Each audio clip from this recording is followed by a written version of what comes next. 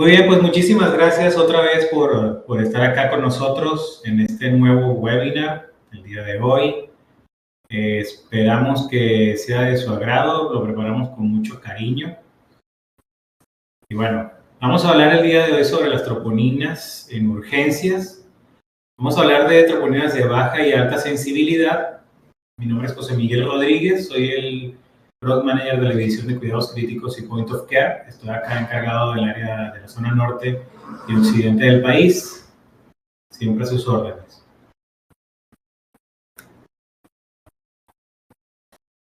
Muy bien, y vamos a empezar un poco con lo que debería ser conclusiones. Vamos a dar un poco un abrebocas sobre a lo que vamos a hablar. Y es el papel fundamental de los ensayos precisamente de troponina como apoyo en el diagnóstico y seguimiento de los eventos coronarios. Bien sea que estas sean convencionales o de alta sensibilidad, siempre permanecen en el mercado con algunas diferencias, bien sea en el objetivo y en el lugar dentro de los centros de atención médica, como lo vamos a ver también más adelante. Hoy en día no solamente es importante obtener un resultado de troponina positivo o negativo, ese resultado tiene la capacidad de diferenciar o de ayudar a diferenciar el origen de la falta de oxigenación miocárdica, o en caso inclusive que no exista tal falla de oxigenación, y diferenciar el tipo de infarto fundamental para reducir el riesgo de fallecimiento, no solamente en el momento de la estadía del paciente en el nosocomio, sino en los días posteriores al mismo. Bien, y esto gracias a la selección de la estrategia específica de acuerdo al problema que se presenta en cada tipo de paciente. Vamos a ver por qué es tan importante esto último.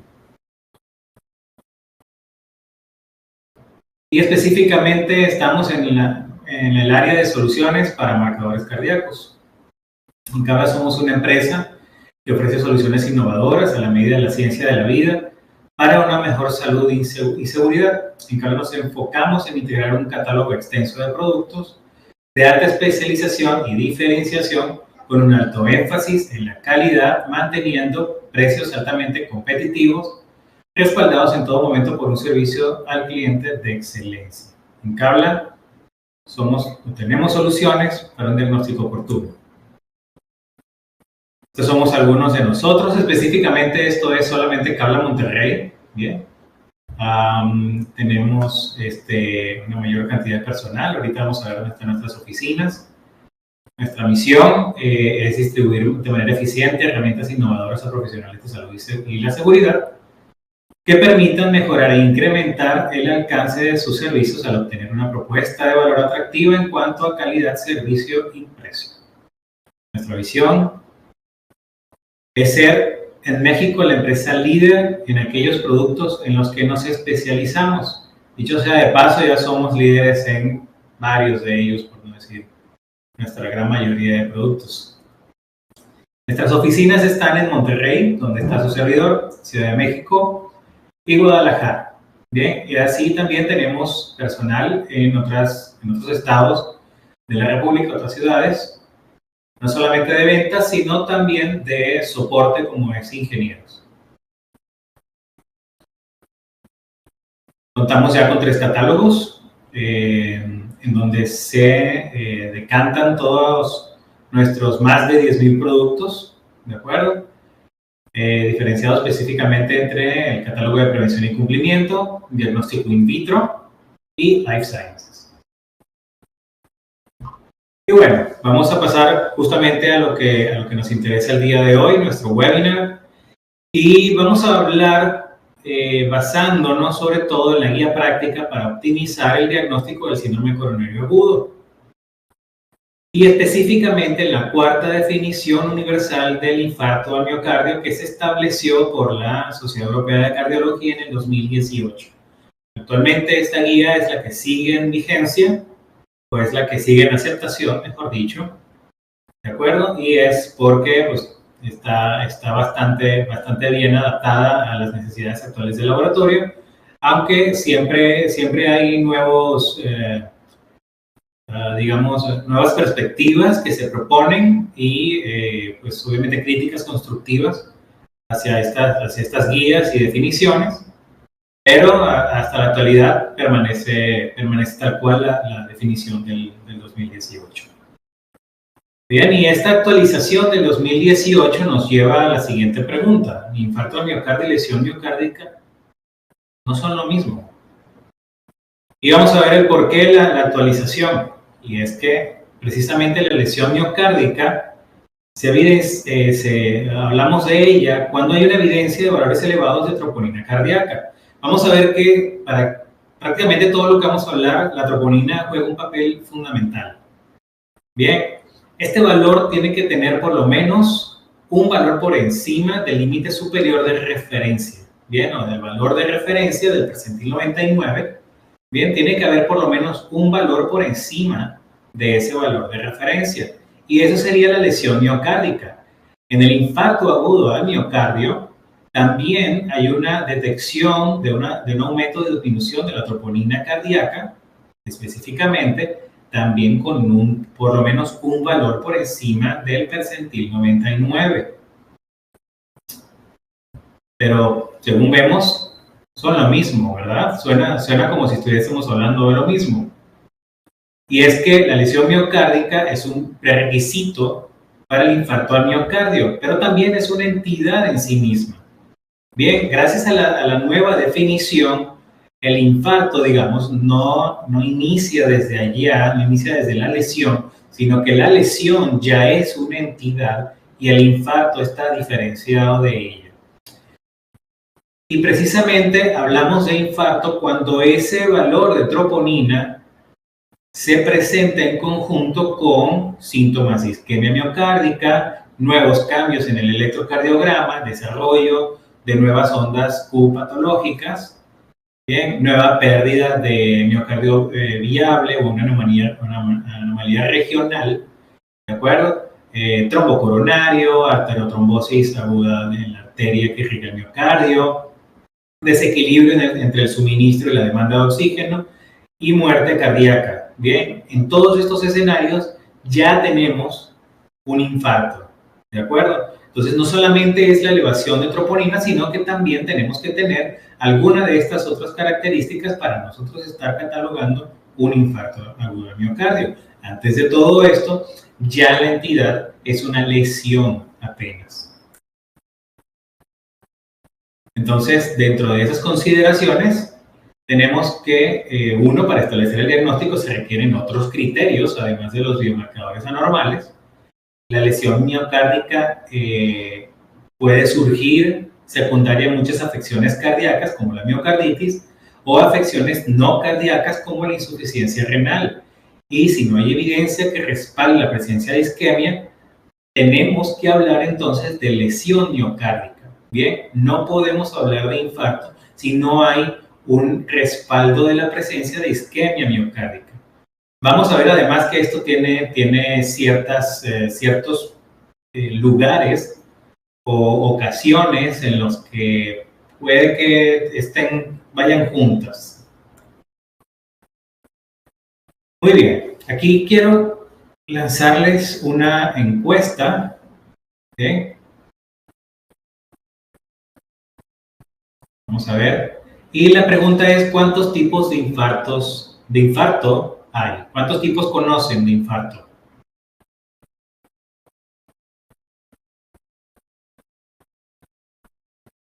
3, ok.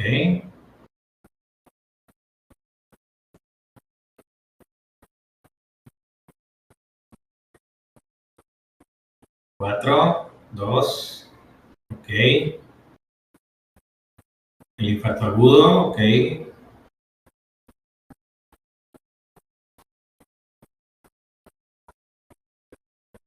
Bien, vamos a dar unos 2 minutillos a que todos respondan.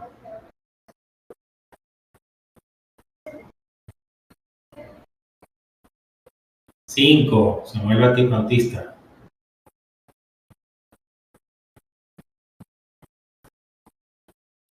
Muy bien. Entonces, por ahí tengo respuestas entre 2, 5, bien, 3, el infarto agudo, ¿de acuerdo? Y Resulta ser que sí, son 5 tipos diferentes de infarto los que tenemos. Y ahorita vamos a hablar de eso. Específicamente cuando hablamos de una lesión miocárdica con signos y síntomas de isquemia, tenemos el infarto 1 y 2. Bien, ahí podemos agrupar el infarto 1 y 2.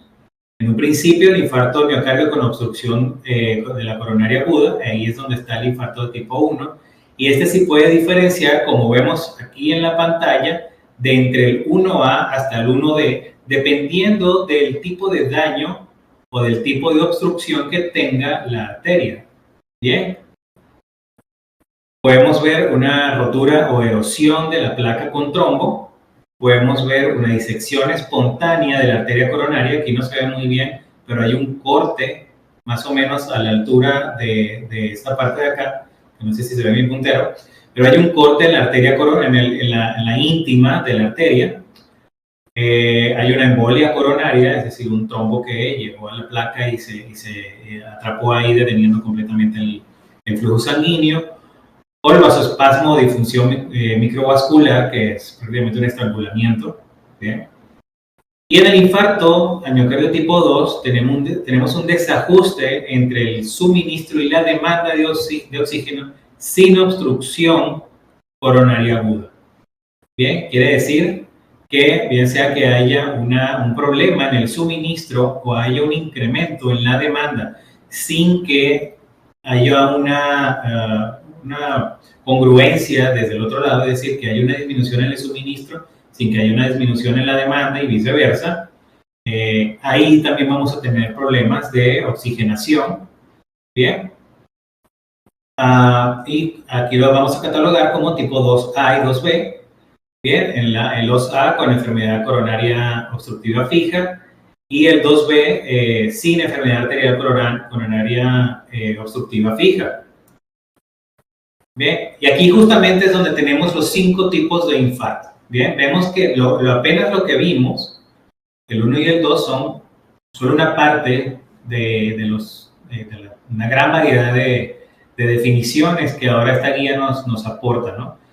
El tipo 1 son infartos al miocardio espontáneos relacionados con un evento arteriotrombótico primario, bien, que ya vimos cuáles son las razones.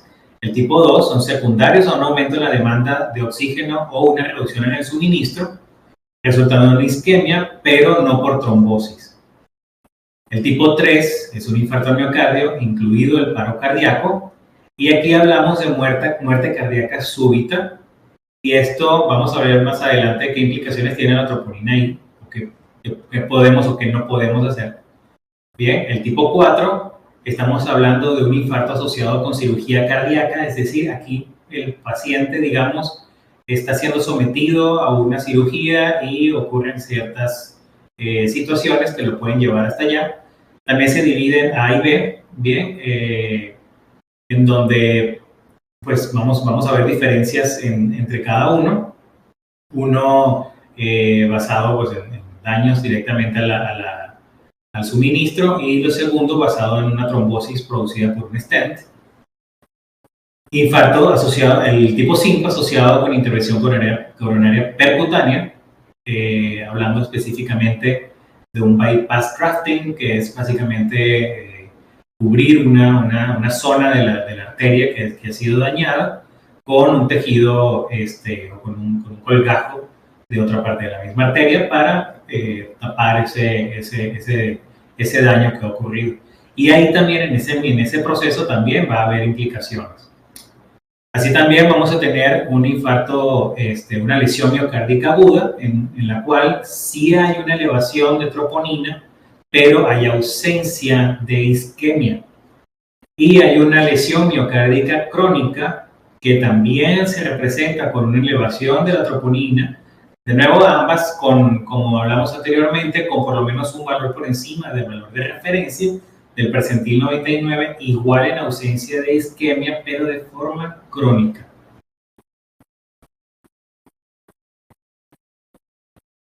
Muy bien, entonces tenemos diferentes tipos de comportamiento de la troponina. En un principio tenemos aumentos o disminuciones de la troponina, y esto puede ocurrir en el primer caso con isquemia aguda.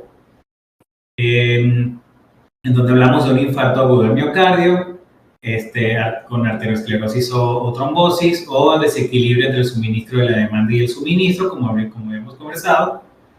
Bien, y sus ejemplos específicos. Y en el caso de la isquemia aguda, tenemos una lesión miocárdica aguda. Y aquí podemos hablar sobre la insuficiencia cardíaca aguda, que es un caso agudo precisamente, aunque es insuficiencia cardíaca, o miocarditis. ¿Okay? Y en el caso de troponina estable, ¿de acuerdo? Podemos hablar de lesión miocárdica crónica. Aquí no hay variaciones. Y aquí podemos hablar sobre enfermedad crónica, cardíaca estructural y enfermedad renal crónica. Bien, ¿qué diferencia hay entre los dos?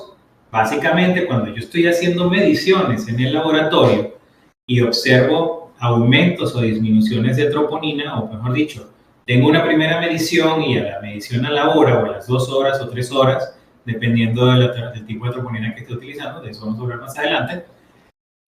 Si observamos aumentos o disminuciones en esos valores, entonces estamos en estos dos escenarios. Podemos estar hablando de isquemia aguda o un caso sin isquemia aguda. Bien, infarto agudo del miocardio o lesión miocárdica aguda. Bien, aquí ya empezamos a denotar cuál es la importancia de la troponina para diferenciar estas tres entidades. Bien, inclusive con una segunda medición sin ningún movimiento, ya yo puedo estar hablando de un padecimiento crónico a la hora o a las 3 horas, dependiendo de la troponina que yo esté utilizando. Bien, si yo a la hora o a las 3 horas veo modificaciones en los valores, bien sea aumentos o disminuciones, yo puedo estar yéndome por alguno de estos dos escenarios. Bien, entonces aquí ya empezamos de nuevo a ver esa utilidad. Ahora bien, les había conversado antes que esas diferencias entre cada uno no necesariamente quiere decir que no se puedan presentar una lesión cardíaca y un infarto separados, ¿no? Puede haber casos en el que ambas entidades puedan estarse solapando entre sí. ¿De acuerdo? Puede haber un daño que esté siendo crónico, como los dos ejemplos que tenemos acá, enfermedad cardíaca estructural o enfermedad renal crónica, que esté de manera crónica dañando el músculo cardíaco y si fuese nada más ese valor se mantuviera estable, pero hay otra entidad como el infarto agudo del miocardio que ya está causando una isquemia y ese valor se puede estar moviendo. Bien. Estos valores, en el caso de estas dos entidades comportándose al mismo tiempo o presentándose al mismo tiempo, por lo general se tratan en un principio como una lesión miocárdica. Bien, no se trata justamente como un infarto agudo del miocardio, se trata como una lesión. Bien. Y toca entonces el médico, a través de una serie de criterios aparte, dilucidar si hay una evidencia clara de una isquemia o una falla en la oxigenación para poder atender directamente lo que está sucediendo. Hablando del infarto al miocardio tipo 3, aquí también los biomarcadores son fundamentales para establecer el diagnóstico de infarto al miocardio. Sin embargo, como aquí estamos hablando de un caso o de un infarto fulminante, o lo que llamamos una muerte fulminante, el daño es tan rápido y tan severo que por lo general este tipo de pacientes fallecen a la presentación, ¿bien? No sobreviven para llevar a cabo una serie de pruebas, una batería de pruebas que nos lleve a saber el grado de daño y darnos cuenta que el daño es masivo, ¿bien? Y aún si alcanza hasta allá, el pronóstico es tan negativo que el paciente definitivamente termina falleciendo. ¿de acuerdo? El índice para sobrevivir a este tipo de casos es bastante bajo, pero afortunadamente este tipo de infarto es poco frecuente en la práctica clínica. Tiene una incidencia anual inferior a 10 entre 100.000 personas al año. Es una frecuencia de apenas un 3 al 4% entre todos los tipos de infarto al miocardio. Bien, entonces aquí también tenemos que tener en cuenta que los datos no solamente, o los datos que usamos para, o que se usaron para llegar a esta definición, no se basaron únicamente en troponina. Aquí también están utilizando autopsias, precisamente debido a que muchos pacientes no sobreviven a este tipo de daño.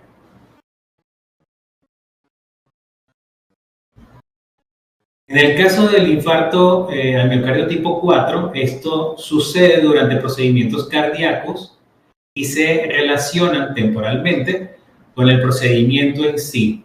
Aquí podrán imaginar que esta es una de las entidades más investigadas porque son una de las principales preocupaciones del médico. Digamos que esto es una de las principales causas por las cuales lo que el infarto tipo 4 y tipo 5 son de las principales causas por las cuales el médico tiene que tener un criterio extremadamente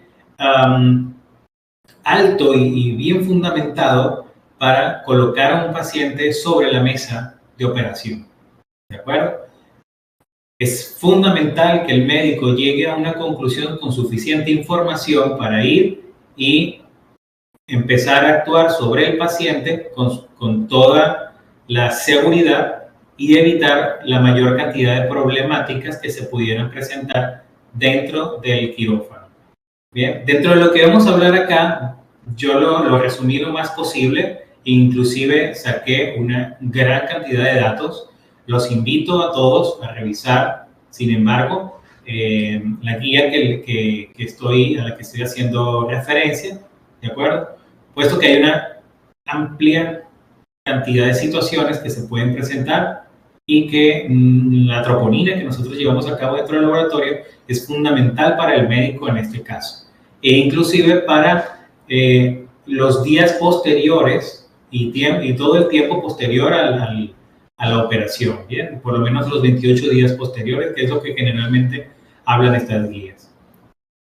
Bien, este infarto refleja problemas procedimentales que van junto con el procedimiento que se está llevando a cabo. Está reflejado por complicaciones en un dispositivo, trombosis del stent temprana, bien sea temprana, tardía o reestenosis intrastent, oclusión, estenosis del injerto precisamente de ese grafting que se realiza sobre la arteria. Y se ha demostrado precisamente que los pacientes con elevaciones de los valores de troponina después de la intervención quirúrgica o del grafting tienen evidencia de lesión miocárdica procedimental. Quiere decir esto que siempre, aunque el médico tenga la mayor cantidad de cuidados, va a haber una elevación de los valores de troponina. Bien.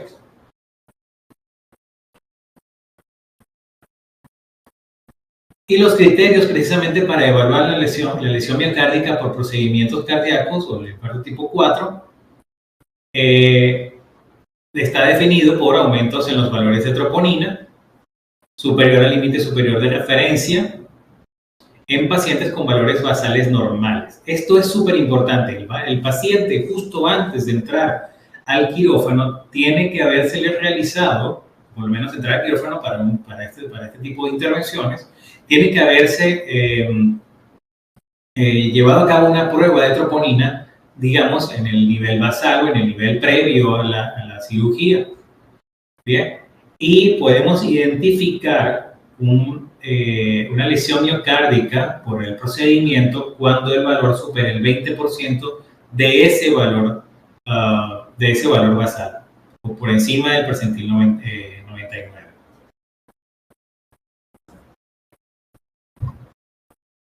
Muy bien. Hay una gran cantidad de pacientes que tienen valores normales de troponina después del procedimiento. Eso es, espero yo que obvio. Bien, y ese valor puede ir entre 20 y 40%, después mantenerse estable en 40 o 50% de los infartos.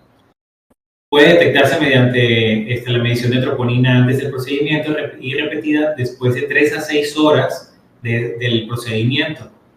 Si el segundo valor aumenta, se debe realizar un muestreo adicional para documentar el valor pico de troponina. Es decir, necesitamos saber cuál era el nivel basal, cuál era el valor a las 3 a 6 horas, y luego de eso un tercer valor, si todavía sigue aumentando, para observar si ese valor todavía sigue en incremento o ya va cediendo. De esa manera podemos identificar también qué es lo que está sucediendo con esa lesión.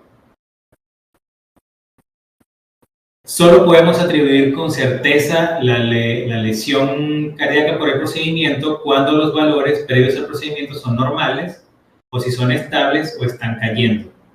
Es decir, si antes del procedimiento los valores son normales, estables o que vayan en disminución y después del procedimiento hayan aumentado significativamente de acuerdo a los criterios que tenemos acá, ahí podemos ya definir que la elevación es debida a o atribuible al procedimiento.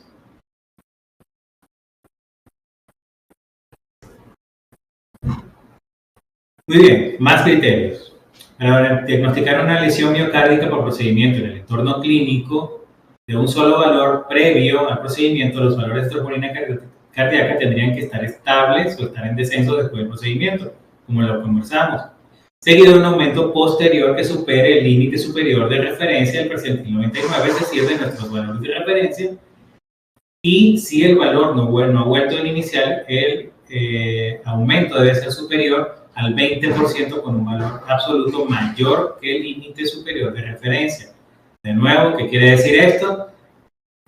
Tenemos valor basal, que tiene que ser normal, en disminución o estable y tener un valor superior al 20% del valor absoluto o del valor de referencia, si es normal. Muy bien, seguido de eso tenemos el tipo de infarto 5 y este es asociado al injerto de derivación de la arteria coronaria o el CABG, que es el procedimiento de grafting. Y muchos de estos problemas están relacionados con los detalles de la preservación cardíaca, la extensión de la lesión traumática directa al miocardio o cualquier lesión isquémica potencial. Quiere decir que el paciente pues, está en otro tipo de situaciones, aquí sí hay una intervención, pero hay otras cuestiones que también pueden estar en juego acá. Si, por ejemplo, la preservación cardíaca fue muy difícil porque el daño que había producido, el daño que tenía la coronaria era muy elevado, pues no había mucho que hacer específicamente. La extensión de la lesión traumática directa al miocardio en el momento de la cirugía también puede ser fundamental para que se produzca este daño y es bastante, me imagino que debe ser bastante difícil, no soy cardiólogo, pero debe ser bastante difícil evitar una lesión traumática directa al músculo.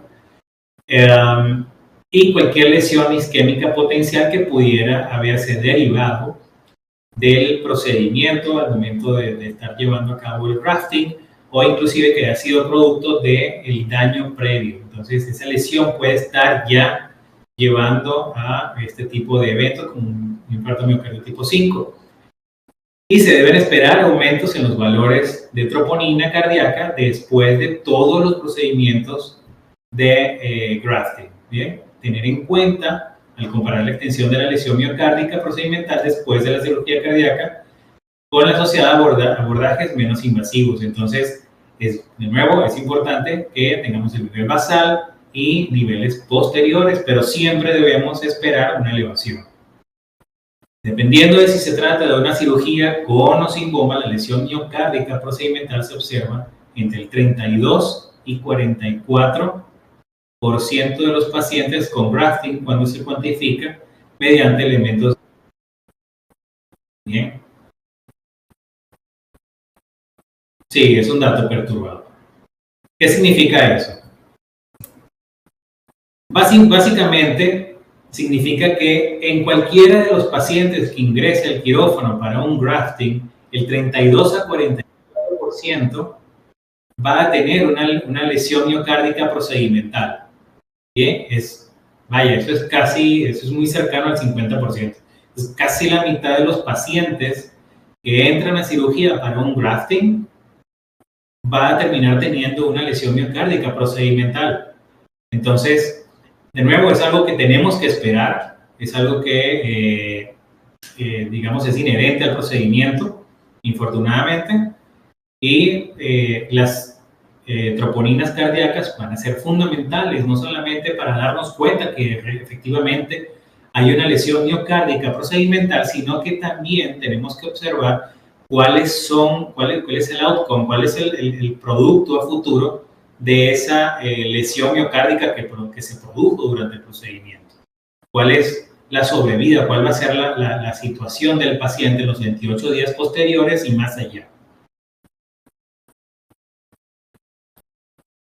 ¿Qué puntos tenemos que tener en cuenta? Bueno, el área bajo de la curva y el muestreo rutinario de la troponina siempre demuestra una excelente correlación con la masa de la nueva lesión, según lo definido por los procedimientos de imagen. Entonces, ¿qué quiere decir esto? Ese daño de la troponina y los incrementos que se produzcan en la misma, entonces ese valor de troponina y los incrementos, van a tener una correlación directa con incrementos en el grado de la lesión, bien, que se produzca. Esto es positivo porque definitivamente tenemos una medición directa de ese daño, de esa nueva lesión que tenemos ahora y el crecimiento posible que puede haber, de acuerdo a los criterios que vimos anteriormente, de producto de esa lesión. ¿Bien? Tenemos también que el KMB es bueno, pero sigue siendo inferior a la troponina. Pero es importante que no solamente veamos la troponina, el médico no solamente tiene que ver la troponina para evaluar un incremento de la masa de la nueva lesión.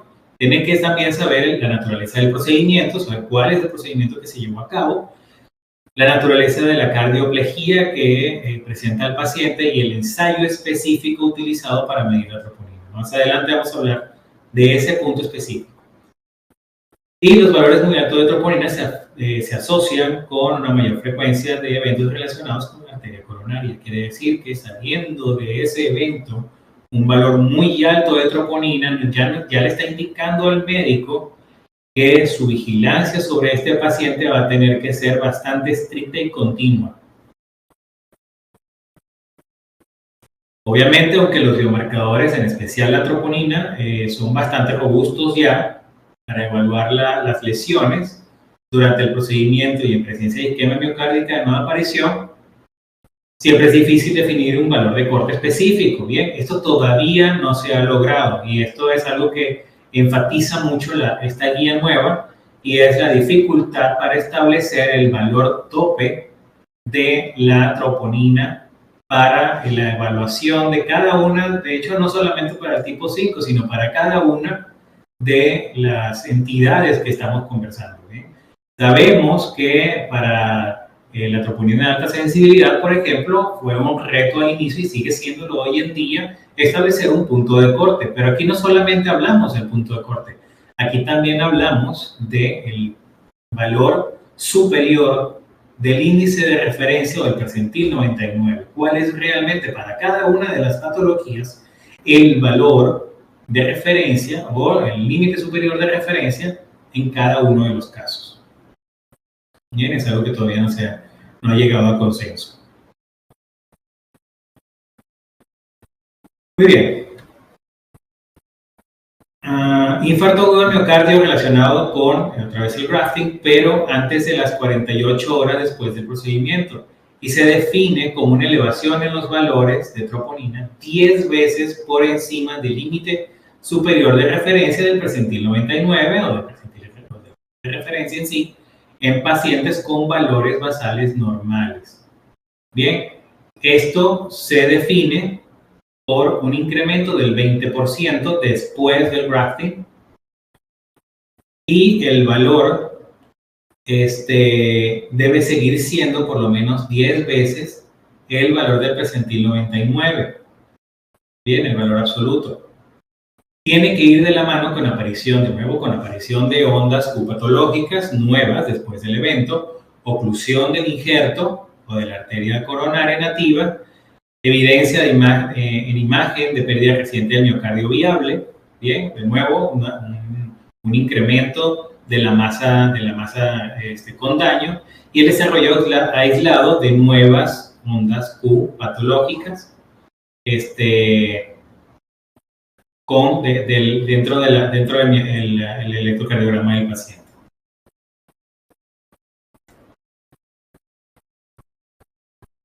Bien, una elevación aislada marcada de la troponina dentro de un periodo postoperatorio de las 48 horas, inclusive en ausencia de evidencia electrocardiográfica, angiográfica u otra imagenológica de infarto al miocardio, indica una lesión miocárdica pronósticamente significativa del procedimiento cardíaco. Bien, nuevamente aquí la troponina, pero en esta ocasión sola, ¿de acuerdo? Ya es evidencia de un infarto agudo al miocardio. Bien, entonces, o mejor dicho, de una lesión miocárdica producto de un procedimiento cardíaco. ¿De acuerdo? Entonces, de nuevo, si ocurre dentro de las 48 horas posteriores al evento, a la cirugía, y el valor el valor de troponina tiene una elevación marcada, ya podemos estar hablando de un daño, una lesión miocárdica producto de esa intervención. Muy bien, y como parte también de otras definiciones que nos ofrece esta guía, tenemos el infarto recurrente o infarto de miocardio recurrente y el infarto. Y estas, a diferencia de los casos anteriores, sí son, pues para muchos, palabras que escuchamos o que tenemos en el argot común. Bien, lo que es el infarto recurrente o el reinfarto. Muchas veces hemos escuchado la palabra reinfarto, para muchos trágicamente, para otros afortunadamente de manera positiva, pero estas dos definiciones son más comunes, bien, en nuestro argot. En el caso del recurrente, es un infarto miocardio incidente que se define como el primer infarto del individuo. Bien. Si las características del infarto se presentan después de 28 días tras un infarto incidente, se considera recurrente. De nuevo, si las características del infarto se presentan 28 días tras un infarto incidente. Bien, quiere decir que el primer infarto es un incidente. Si 28 días después tenemos un evento en el mismo paciente con las mismas características, ahora sí lo podemos considerar recurrente. Tiene que ser después de 28 días del infarto incidente. ¿De acuerdo? En el caso del reinfarto, bien, clínicamente se produce después o dentro de los 28 días posteriores a un infarto incidente o recurrente. De nuevo, el anterior era en los 28 días o posterior a los 28 días del primer caso, y en el caso del reinfarto está dentro de los 28 días, ¿de acuerdo?, del infarto incidente o del recurrente, ¿de acuerdo? Y eso sí sería un reinfarto. En todos estos casos, por obvias razones, la troponina debe cumplir un papel fundamental en la detección y seguimiento de este tipo de pacientes. Muy bien. Hablamos de algunos aspectos analíticos de las troponinas cardíacas. Hablamos de palabras como armonización, diferentes tipos de troponina, como la troponina convencional y la troponina de alta sensibilidad, unidades de reporte y error analítico. Todos estos son aspectos analíticos que tenemos que tener en cuenta de nuestro marcador favorito. para el infarto agudo del miocardio. Empezamos con armonización y básicamente es ese problema, es una problemática que todavía enfrentamos en cuanto a la capacidad de diferentes pruebas de ofrecer un resultado que podamos comparar entre ellas, ¿bien? Y es básicamente la incapacidad de los diferentes fabricantes de ponerse de acuerdo para que las pruebas todas ofrezcan el mismo resultado. Y de hecho, desde hace muchos años se ha visto que inclusive dentro de las plataformas de un mismo fabricante hay fallas para detectar dentro de sus mismas plataformas, utilizando su propia prueba de troponina, un resultado que sea armonizado entre las diferentes plataformas.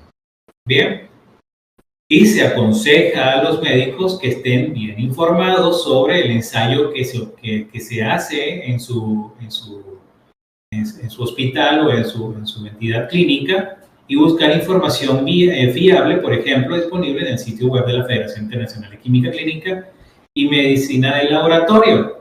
Y yo les digo, por ejemplo, también se pueden acercar al laboratorio, preguntar y eliminar la barrera con el laboratorio, ¿verdad? Entonces, sí es importante que manejemos las troponinas dentro del hospital, pero es importante que el médico esté enterado de qué troponina es la que se está utilizando. Y precisamente de eso hablamos ahora. Las directrices dan cabida actualmente a todos los ensayos, bien sea troponina de alta sensibilidad o troponina cardíaca contemporánea o convencional, cualquiera de los dos nombres es aceptado, o troponina point of care, que también está disponible en el mercado. Entonces, es importante que estas diferencias se amplifiquen. Hay diferencias en los ensayos, hay diferencias en los puntos de corte, hay diferencias en los valores de referencia, hay diferencias en el límite superior de referencia, que hemos estado hablando de él dentro de todos los infartos que hemos conversado. Entonces, estas diferencias tienen que tenerse en cuenta y tener en cuenta que se amplifican cuando se utilizan múltiplos del valor superior de referencia del percentil 99. Bien, en la actualidad, las directrices respaldan el concepto de los ensayos de troponina de alta sensibilidad y que se diferencian de los ensayos contemporáneos o del point of care y su capacidad para medir valores de troponina por encima del límite superior de detección del ensayo y el 50% de los individuos sanos. Y esto proporciona una estimación aproximada de la sensibilidad del ensayo. Muy bien, otra cosa de la que vamos a hablar es la confusión en las unidades de reporte. Es que se recomienda que los valores de ensayo se reporten como números enteros en nanogramos por litro. Evitar problemas con la interpretación asociada a presencia de múltiples ceros y decimales que generan confusión. Esto me pasa a menudo, laboratorios que me solicitan, José Miguel, quiero que me ayudes a unificar criterios con los médicos para evitar que se confundan con los valores que estamos obteniendo. Bien, deben evitar mezclar las unidades de los ensayos de los ensayos actuales o de los contemporáneos, digamos la troponina contemporánea, con los ensayos de alta sensibilidad. Aparte de eso, tenemos el error analítico, y esto es algo que puede estar presente en cualquiera de los ensayos que tenemos en el laboratorio y que puedan llevar a resultados falsos positivos o negativos, aunque estos sean poco frecuentes. Dicho sea de paso, estos problemas disminuyen con los ensayos de troponina de alta sensibilidad. Bien, como les había conversado, no existe todavía un consenso para el límite superior de detección del percentil 99 o límite superior, de referencia o del percentil 99, y esto pues es un problema precisamente para diagnosticar o para establecer cada una de las entidades que conversamos. Muy bien, la Sociedad Europea de Cardiología ofrece un algoritmo de 0 a 1 hora, bien, y tiene como frase el tiempo es músculo, en el cual su propósito es reducir la afección frecuente aguda y potencialmente mortal, el diagnóstico y tratamientos rápidos cruciales en el paciente, el rule out a tiempo, con impacto médico y económico, y el algoritmo de 0 a 1 hora para precisamente llevar a cabo ese ruling y rule out. Bien, la troponina cardíaca de alta sensibilidad no solamente ofrece un punto de corte y el valor superior de detección, el valor superior del índice de referencia, sino que también es capaz de ofrecernos un delta de concentraciones y con ese delta estimar un nivel de riesgo para el paciente. Acá en Cuidados Críticos en Cabla tenemos una oferta de productos en las cuales tanto tenemos plataformas como el equipo RAM, que ofrece toda una batería de marcadores cardíacos, aunado a la procalcitonina y el HCG cuantificados, que son capaces de ofrecernos pruebas y ensayos con una precisión sumamente alta y que por lo general son los favoritos en los hospitales en los que se encuentran. Esta plataforma es capaz de llevar hasta 6 pruebas en paralelo. Ofrece características sumamente amplias: conectividad al sistema, alta vida en anaquel, control de calidad, un tiempo de análisis promedio de 15 minutos, volumen de muestra de 75 microlitros y procesa sangre entera en NDTA. Bien, y como nueva adquisición de nuestro catálogo tenemos el analizador biomagnético M16, en el cual su principal característica es la alta sensibilidad y exactitud, un sensor incorporado y exclusivo para calibración en tiempo real, y un biosensor GMR, que es magnético enlazado a perlas magnéticas que mejoran la precisión de los ensayos. Ofrece conectividad a la red, un point of care real con un diseño compacto y batería portátil, fácil y rápido de operar, con una capacitación en 5 minutos y resultados en 15 minutos, libre de mantenimiento. Bien, un volumen de muestra entre 50 y 100 microlitros, controles de calidad y de nuevo una batería recargable. Y bueno, en sus aplicaciones clínicas tenemos que básicamente el tiempo para recibir terapias va a depender muchísimo o va a apoyarse muchísimo en la troponina, disminuyendo el índice de mortalidad como lo ven acá.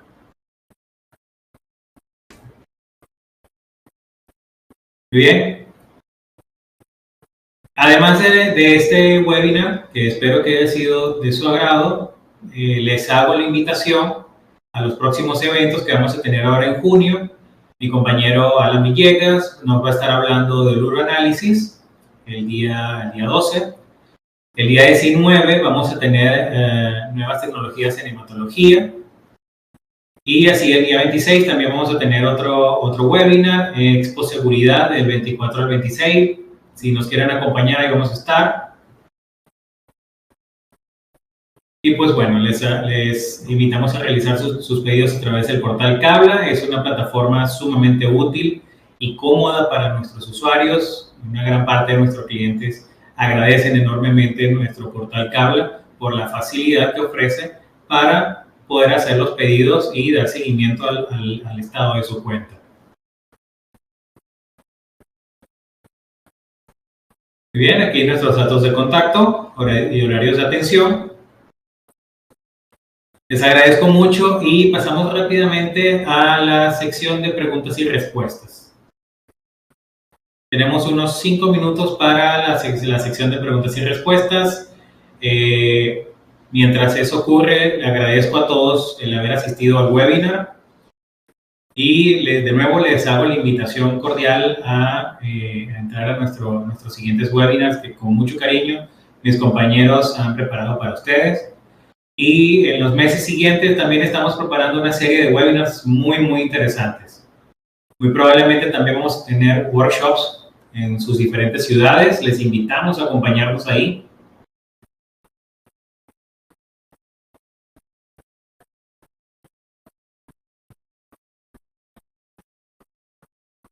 No he visto ese mensaje, no se escucha. Ok, espero que el resto sí me haya escuchado. Creo que me decían que sí se escuchaba.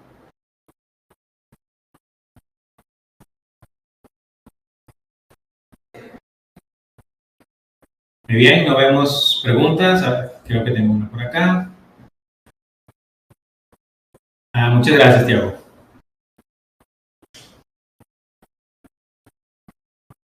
Muchísimas gracias.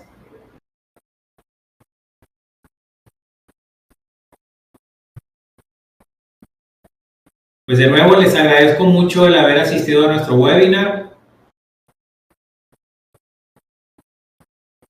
y les hago la invitación a conocer